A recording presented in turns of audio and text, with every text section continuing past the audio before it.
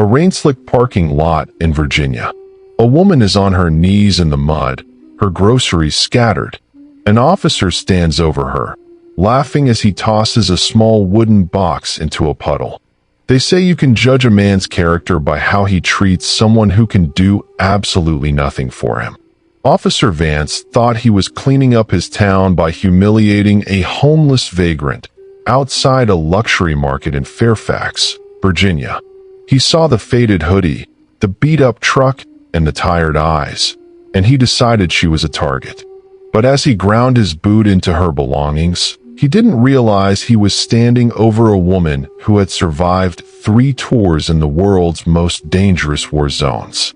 He thought he was the hunter, until the victim looked up, and he saw a gaze that had stared down death itself. Watch closely. Most people will disagree with what happens next. If you were there, would you stay silent or speak up? Comment your choice and like if this felt real. It was a humid Tuesday afternoon when Nora walked into the high-end market on Main Street. Her clothes were covered in dust from the construction site, where she'd spent the last 6 hours volunteering with a local veterans housing project. Her hands were calloused, her hair pulled back in a simple ponytail, and her 15-year-old Ford truck sat in the parking lot with a dented bumper and faded paint. To most people, she looked like she didn't belong. Officer Vance noticed her the moment she stepped through the automatic doors. He was standing near the deli counter, chatting with the manager about keeping the streets clean. Vance had a reputation in Fairfax. He wasn't known for solving crimes or protecting people. He was known for hassling anyone who didn't fit his idea of respectable, and Nora didn't fit. He followed her through the aisles, his boots clicking deliberately on the polished floor. She picked up a gallon of milk, some bread, a few canned goods. Simple groceries. Nothing extravagant. But Vance wasn't interested in what she was buying. He was interested in making an example. "Excuse me, ma'am," he said loudly, loud enough for the other shoppers to turn and stare. "This is a high-end establishment. We don't appreciate loiterers." Nora turned slowly. Her eyes were calm, steady. "I'm not loitering, officer. I'm shopping." Vance stepped closer, invading her space. "With what money? You look like you just crawled out of a dumpster." A few shoppers gasped. One woman pulled her child closer.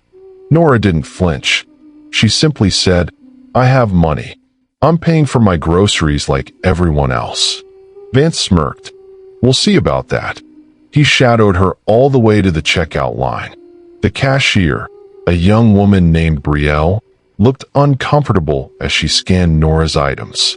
Nora pulled out a worn leather wallet and handed over cash. Exact change. Vance leaned against the counter, arms crossed. "Where'd you get that money?" "Panhandling on the highway." Nora's jaw tightened, but she didn't respond. She picked up her bags and turned toward the exit. That's when Vance made his move. He stepped directly in front of her, blocking the door. "I'm gonna need to see some ID," he said, his hand resting on his belt. "And that receipt.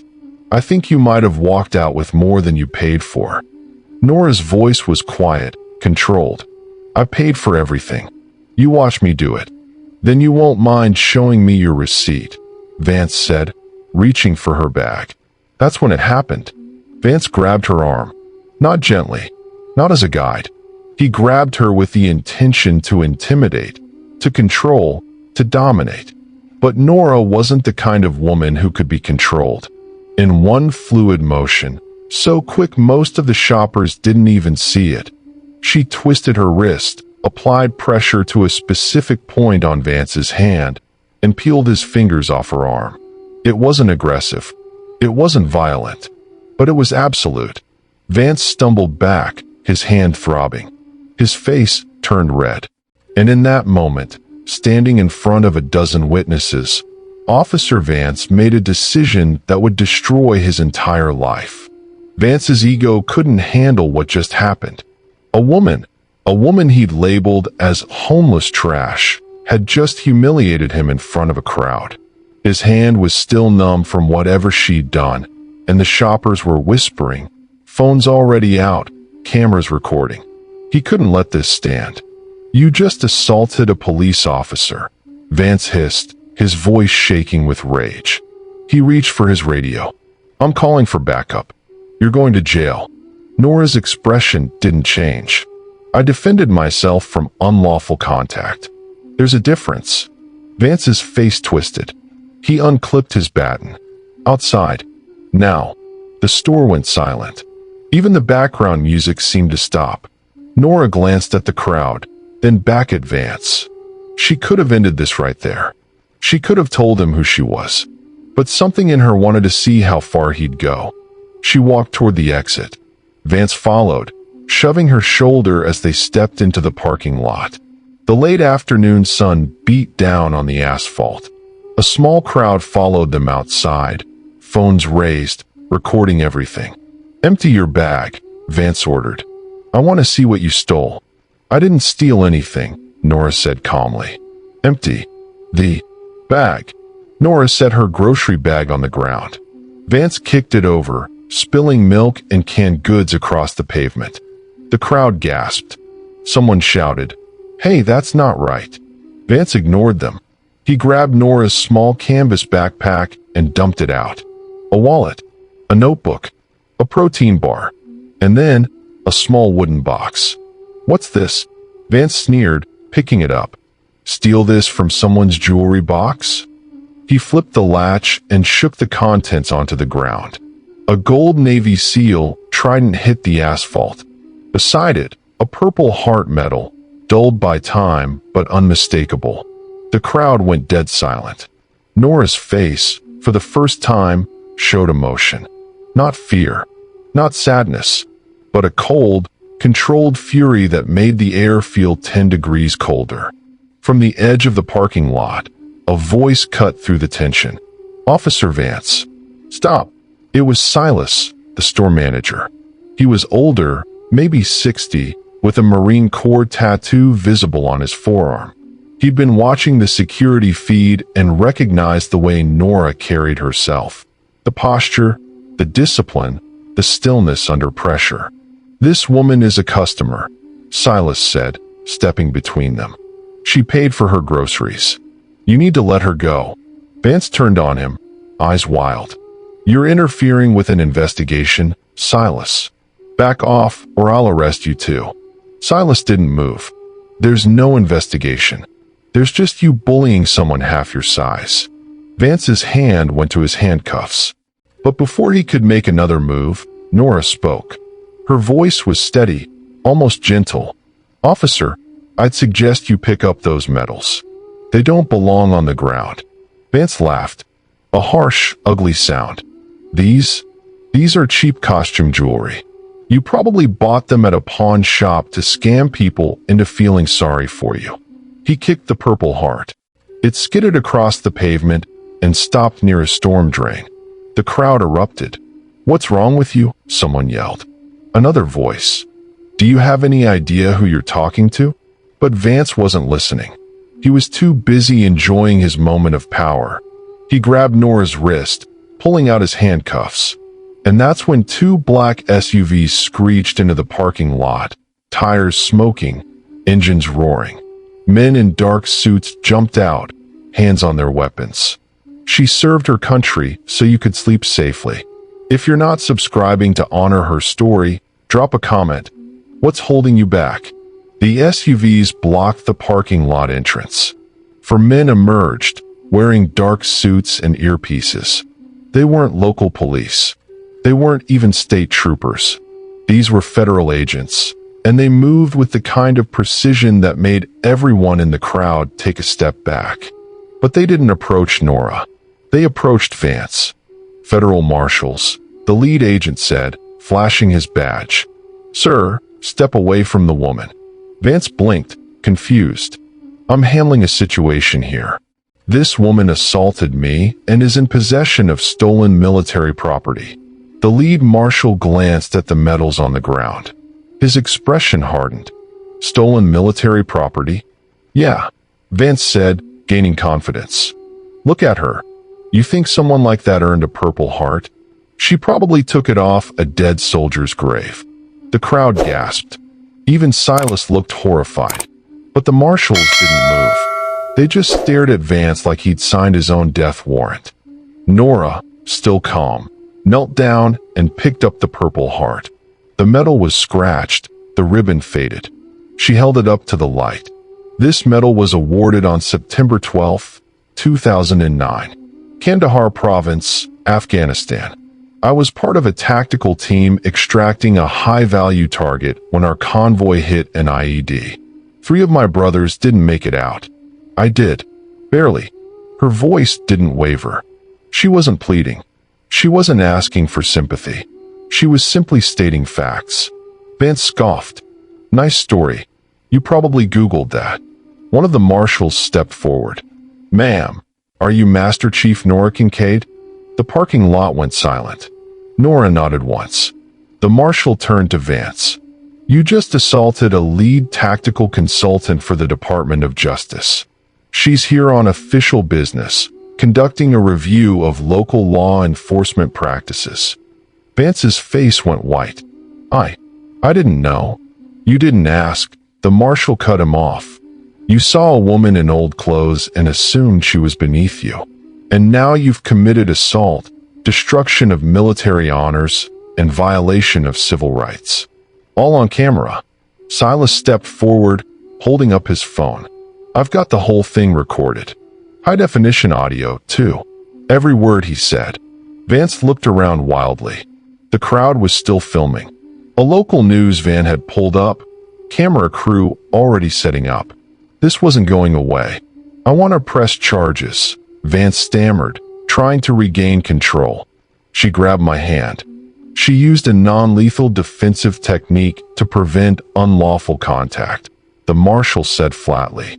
Any prosecutor would call that self-defense. What you did, that's a different story. Nora finally spoke again.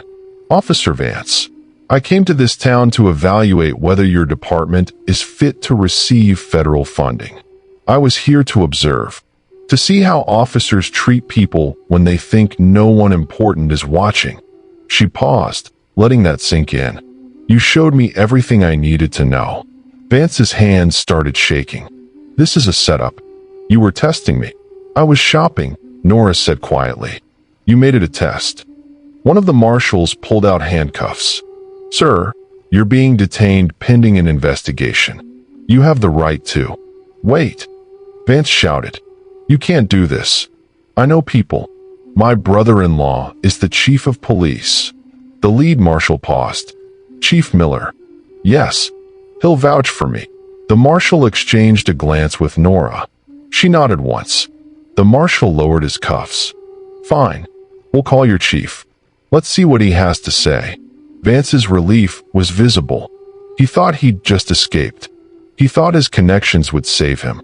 He had no idea that Chief Miller had been looking for a reason to fire him for years. And he definitely didn't know that Nora wasn't just a consultant. She was the daughter of Federal Judge Kincaid, the woman Vance had been trying to impress for months to secure a promotion. Be honest, was Nora right to call his boss, or should she have just let the marshals take him? Comment right or wrong. Chief Miller arrived in less than 4 minutes.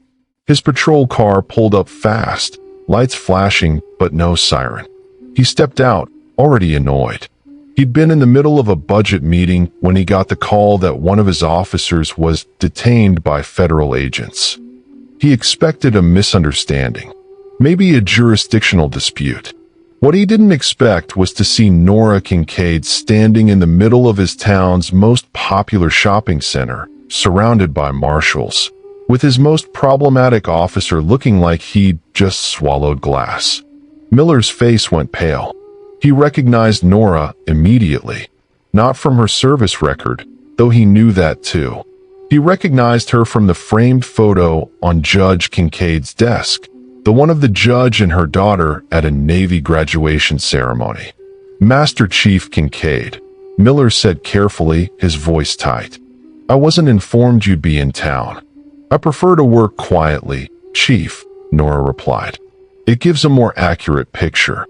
Miller's eyes dropped to the medals on the ground. then to Vance, who was still trying to look defiant. "What happened here?" The lead marshal spoke up. "Your officer assaulted Ms. Kincaid, destroyed military property, and made several false accusations, all recorded by multiple witnesses." Miller closed his eyes for a long moment. When he opened them, he looked directly at Vance. "Give me your badge and weapon. Now."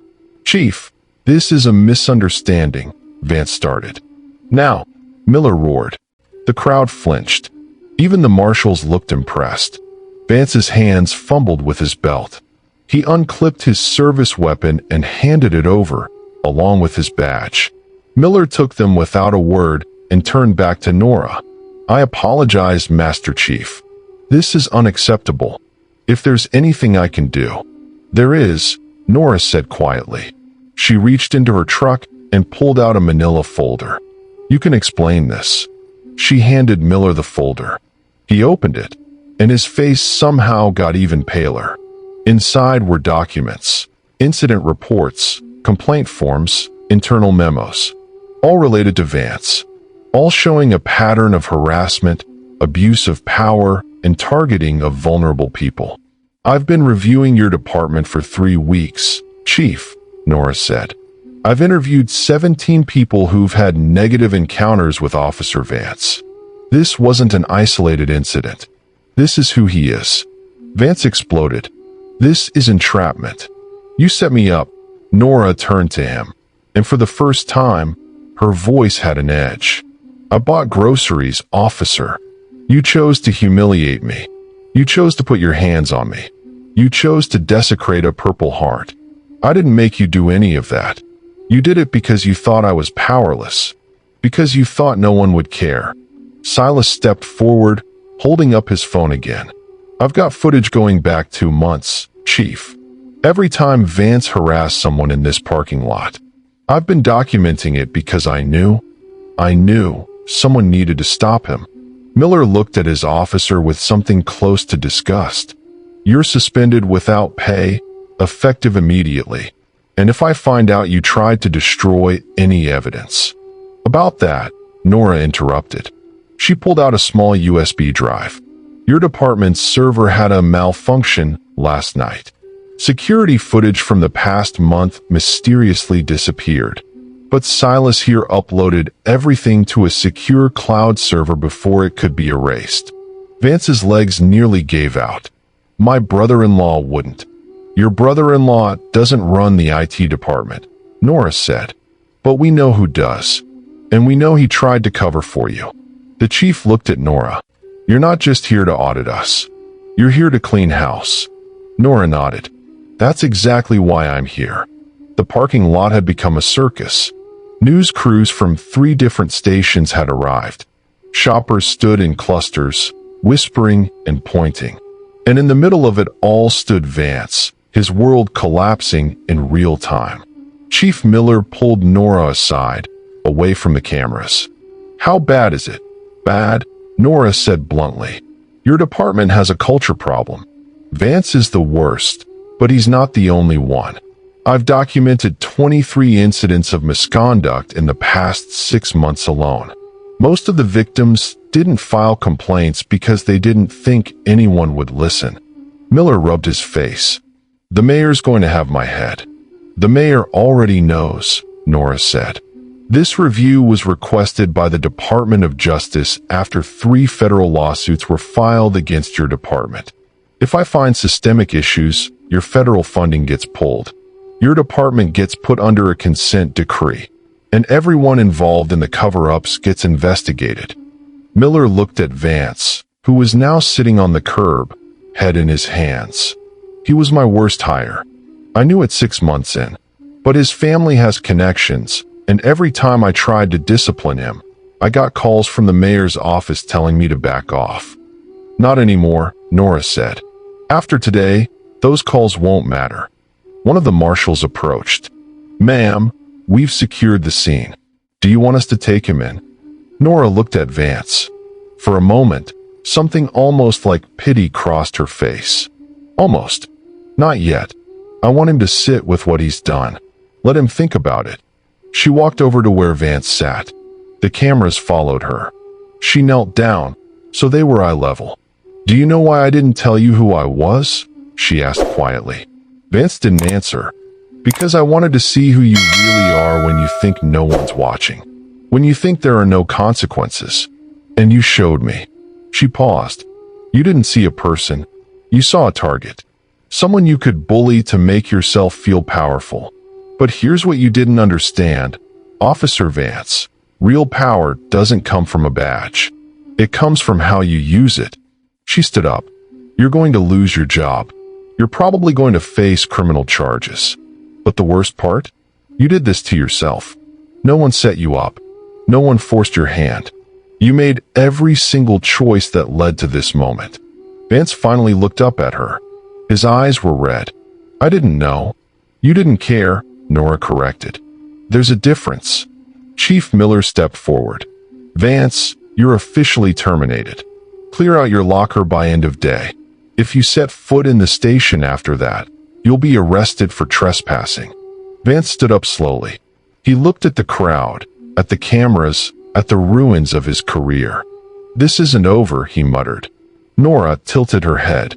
"Actually, it is. But if you want to make it worse, go ahead. Threaten me. Threaten the chief. Give us more evidence."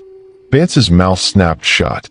He walked to his personal car, a beat-up sedan parked at the far end of the lot. The crowd parted for him like he was contaminated. As his car pulled away, one of the news reporters approached Nora. "Master Chief Kincaid, can we get a statement?" Nora shook her head. "No comment. But you can report the facts. A police officer abused his power. He got caught. That's the story. She never saw the danger coming, and most people don't. Subscribe so you're not caught off guard by the truth." That night, while Nora sat in a cheap motel room reviewing her case files, someone was working overtime to erase her evidence. Derek Vance, Officer Vance's brother-in-law and the department's IT specialist, sat in his basement office, fingers flying across 3 different keyboards. He'd been called by his wife at 6 p.m., hysterical, begging him to fix this before her brother lost everything. Derek wasn't a bad person. He was just loyal to the wrong people. He accessed the police department's server remotely, navigating through layers of security he'd built himself. The digital logs showed Nora's credentials, her communications with the Department of Justice, her entire investigation timeline. If he could just delete the right files, maybe they could claim this was all a misunderstanding.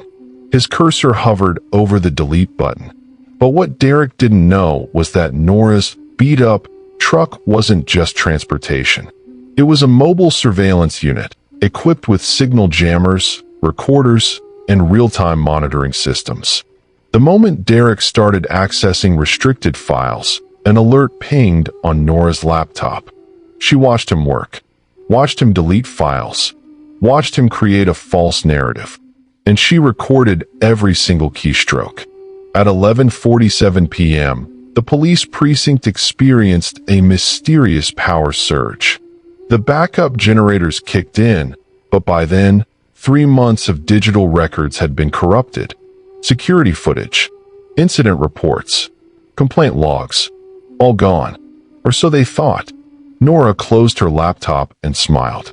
Derek had just committed a federal crime on camera.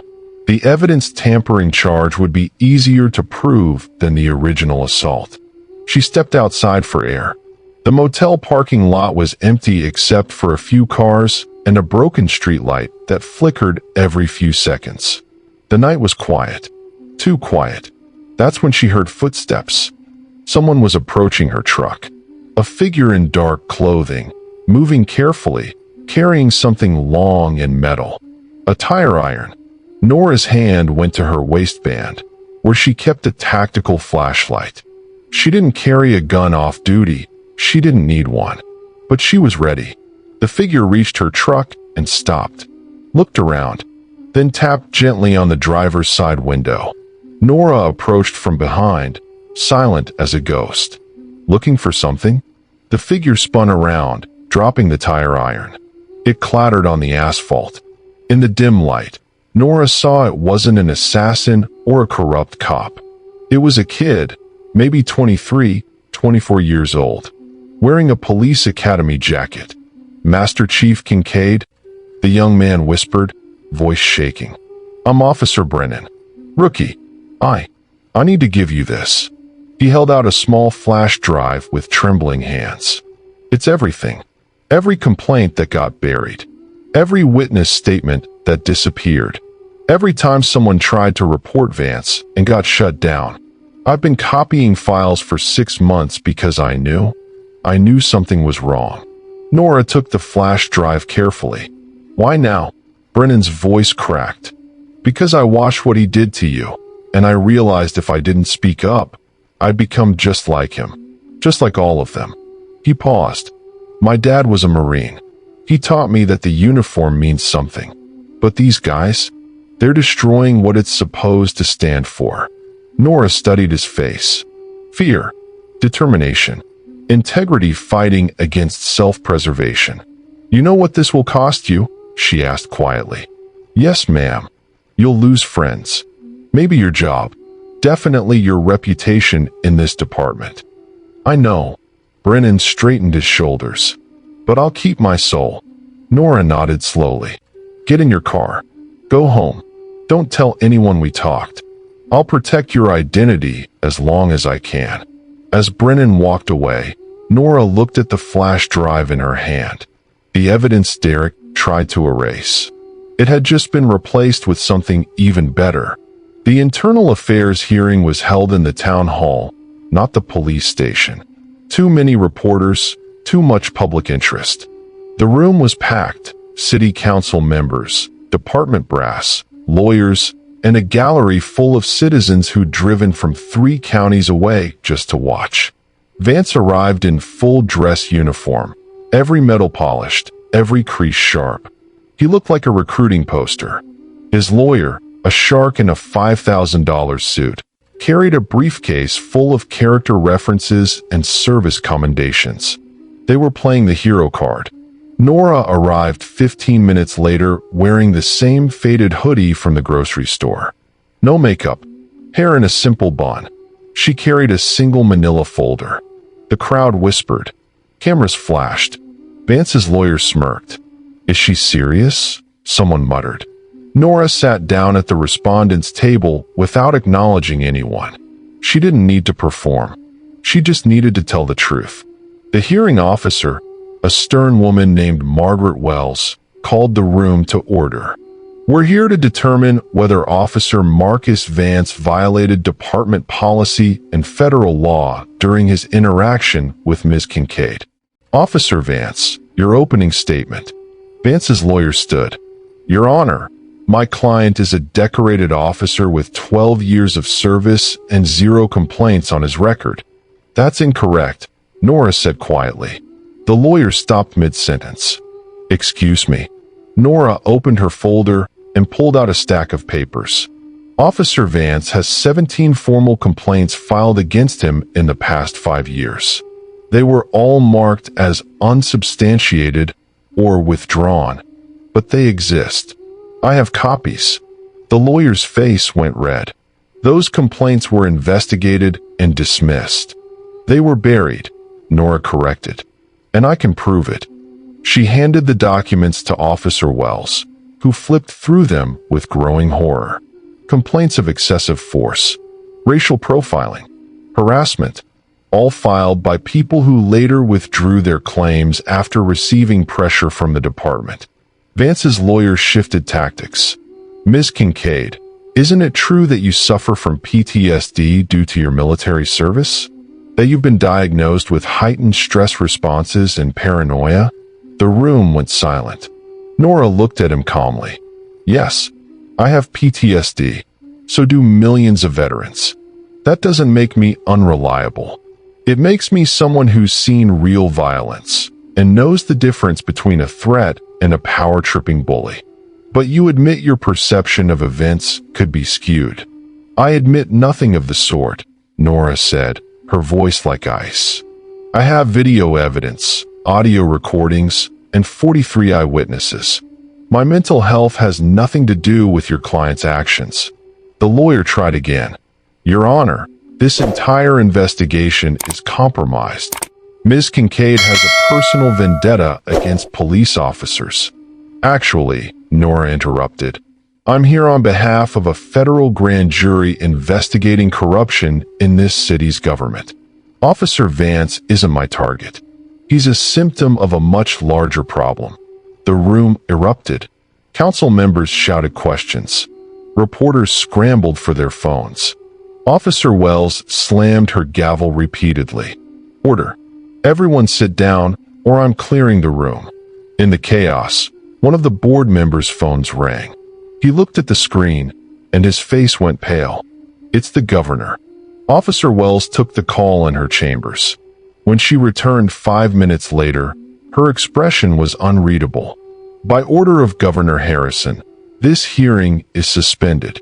Everyone except Ms. Kincaid and Officer Vance will leave immediately. The room exploded again, but Wells wasn't negotiating.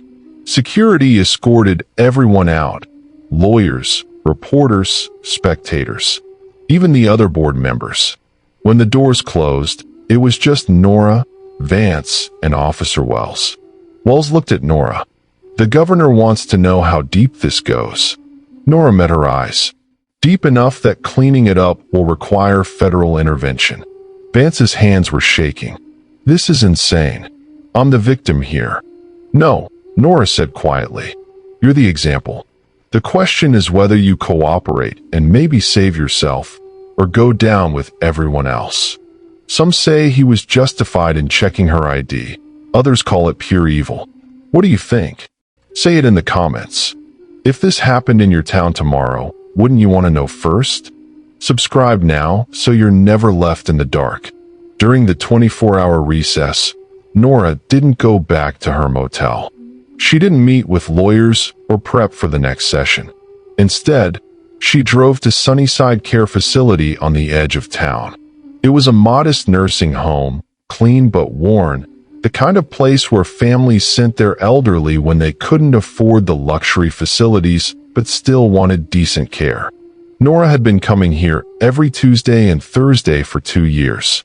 She signed in at the front desk using a name that wasn't her own, Rita Morgan, and walked down the familiar hallway to room 217. Inside, an elderly woman sat in a wheelchair by the window, staring at a bird feeder hanging from a tree outside. Her name was Dorothy Vance. She was 81 years old, and she had late-stage dementia. Hello, Dorothy, Nora said softly, pulling up a chair beside her. Dorothy turned slowly, her eyes cloudy but warm. Oh, hello, dear. Have we met? We have, Nora said with a gentle smile. Many times. They sat together for an hour. Nora read to her from a worn copy of Little Women, Dorothy's favorite book, according to her file. Sometimes Dorothy responded. Sometimes she just stared out the window. It didn't matter. Nora showed up anyway. What Dorothy didn't remember, what she couldn't remember, was that her son was a police officer, that he used to visit once a month until 3 years ago, when he stopped coming because, in his words, she doesn't even recognize me anymore. So what's the point? But Nora knew. She'd discovered Dorothy's existence while investigating Vance's finances. He'd been transferring money from his mother's pension into his own account, small amounts at first, then larger sums. Enough to lease a new truck, enough to take vacations, enough to steal from a woman who couldn't defend herself. When Nora found out, she didn't report it immediately. Instead, she started visiting Dorothy, started paying the bills Vance had stopped covering, started being the presence Dorothy's son should have been. She never told anyone. It wasn't for recognition. It was because it was the right thing to do. As Nora was leaving that evening, she saw a woman in the parking lot, standing by a sedan, phone raised. The woman was in her 40s, with Vance's eyes and jawline. His sister, Melissa. Melissa lowered her phone slowly. You're her. The woman from the news. Nora stopped. Yes. What are you doing here? Melissa's voice was sharp, defensive. Visiting your mother. Melissa's expression shifted, confusion, then anger. Why? To get back at my brother? To harass our family? No, Nora said simply. To make sure she's not alone. Melissa stared at her. I don't understand. When was the last time you visited her? Nora asked gently. Melissa's face crumpled. I can't. It's too hard. She doesn't remember me. She doesn't remember anyone. She remembers feelings, Nora said. She remembers when someone sits with her. When someone reads to her. When someone cares. She paused. Your mother deserves better than being forgotten. Melissa took the photo anyway. Posted it online with a caption. The woman accusing my brother is now stalking our mother. This is harassment. The photo went viral within hours. Conspiracy theories spread. People accused Nora of trying to intimidate witnesses, of being obsessed, of crossing lines. The comments were brutal. She's mentally unstable. This is what PTSD looks like. Someone needs to stop her. But Nora didn't respond. Didn't defend herself. Didn't explain. She just kept showing up. Kept reading to Dorothy. Kept paying the bills. Because some things were more important than public opinion. Some things were between you and your conscience. And the truth, Nora knew, always came out eventually. The question was, would it come out in time? When the hearing resumed the next morning, Vance walked in with renewed confidence.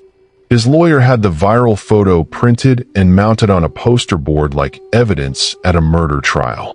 Your Honor, the lawyer began, voice dripping with manufactured outrage.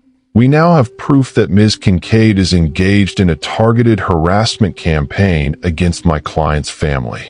She was photographed stalking his elderly mother at a nursing home. I wasn't stalking anyone, Nora said calmly. I was visiting her. Without permission from the family. I had permission from the facility. And from Dorothy herself, during her lucid moments. Vance leaned forward, sensing an opening. You're obsessed with destroying me. Admit it. This was never about justice. It's personal. Nora looked at him for a long moment. Then she reached into her bag and pulled out a small recording device. Your Honor, I'd like to play something. The room went silent. Officer Wells nodded. Nora pressed play. The voice that came through the speaker was elderly, fragile, but clear. Rita, dear, could you read me another chapter? You're the only one who visits anymore.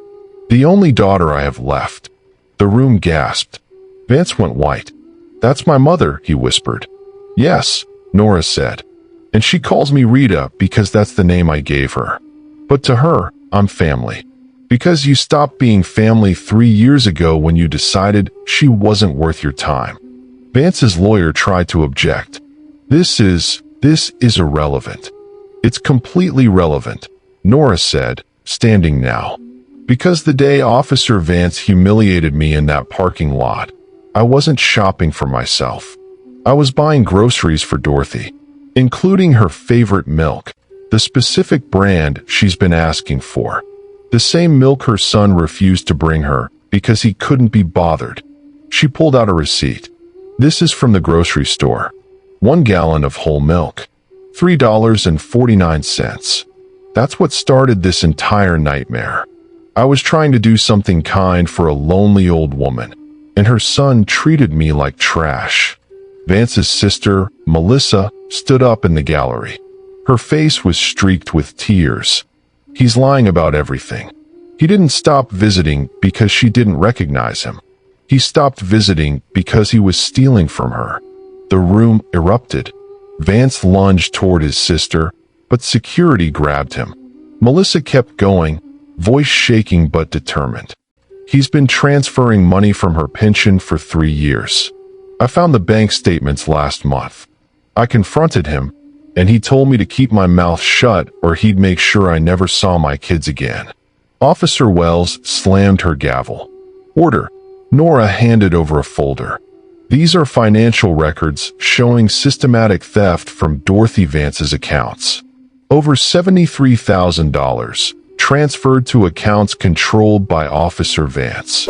Wells reviewed the documents, her expression growing darker with each page. "This is elder abuse," she said finally. "This is felony fraud." Two federal agents entered from the back of the room. They weren't the marshals from before. These were FBI.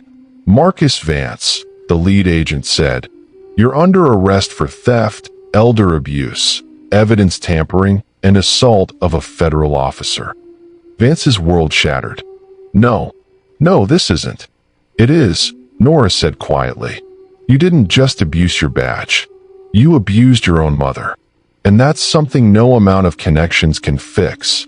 As they handcuffed him, Vance looked at Nora with pure hatred. "I'll fight this. I'll appeal. You'll lose," Nora said. "Because the truth doesn't negotiate." The agents let him out. The room sat in stunned silence. Officer Wells looked at Nora. "What happens to Dorothy?" "She'll be taken care of," Nora said. "I'll make sure of it. Be honest. Was this justice, or was she too soft on him? Comment yes or a no. I'm pinning the wildest take." 3 months later, Vance was serving a 6-year sentence in federal prison.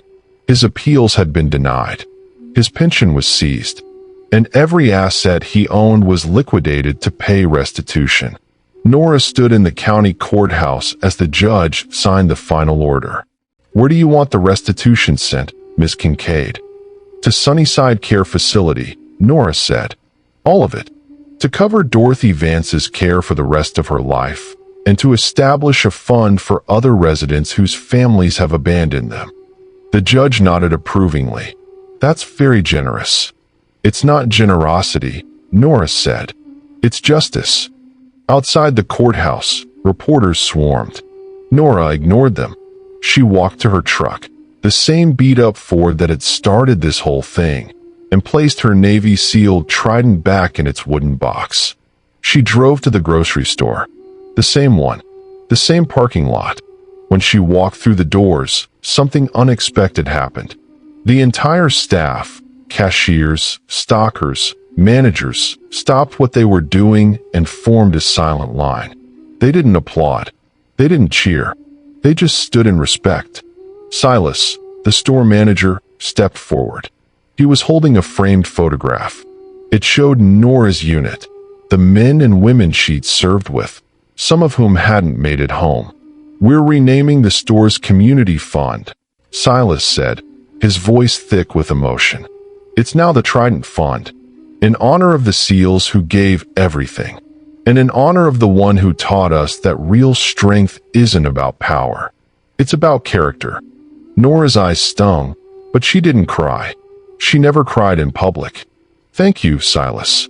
He handed her the photograph. "This belongs in a place of honor, not on the ground." As Nora left the store that day, she thought about everything that had happened. About Vance, rotting in a cell, finally facing consequences. About Dorothy, safe and cared for. About Officer Brennan, who'd found a job with a department that actually valued integrity. And she thought about the dozens of people who'd reached out to her, victims of police abuse, people who'd been silenced, people who'd lost faith in the system. They told her the same thing. "Thank you for not giving up. Thank you for fighting back. Thank you for showing us that one person can make a difference." Nora didn't consider herself a hero. Heroes were the people who didn't make it home. Heroes were the ones who gave everything. She was just someone who refused to accept that power could go unchecked. Someone who believed that the uniform should mean something. Someone who understood that integrity is doing the right thing when you think no one is watching. Because even if the cameras are off, the soul never forgets. As she drove away from the grocery store for the last time, her phone buzzed. A text from Chief Miller. "Department's been restructured. New training protocols. Zero tolerance policy. It's not perfect, but it's a start. Thank you." Nora smiled. Change was slow. Change was hard. But change was possible. And sometimes, all it took was one person willing to stand up and say, "Not on my watch." I'm pinning the most controversial comment for the next 24 hours. Tell me, what would you have done? If this story touched your heart even a little, tap like before the ending. Only subscribers get the full story. Don't be left behind. What's holding you back? Because the next time you see someone being treated unfairly, you'll have a choice. You can look away, or you can be like Nora, silent when necessary, but unmovable when it matters. The choice is yours. Hey there. Thank you so much for watching till the very end. We really appreciate your support. If you enjoyed this story, please don't forget to like the video, subscribe to the channel, and drop a comment below. We'd love to hear your thoughts. And guess what? The story doesn't end here. Click on the video right here on your screen to dive into another fascinating story. Trust me, you don't want to miss it. Once again, thanks for being a part of this amazing community. Until next time, stay curious and keep exploring stories that move you.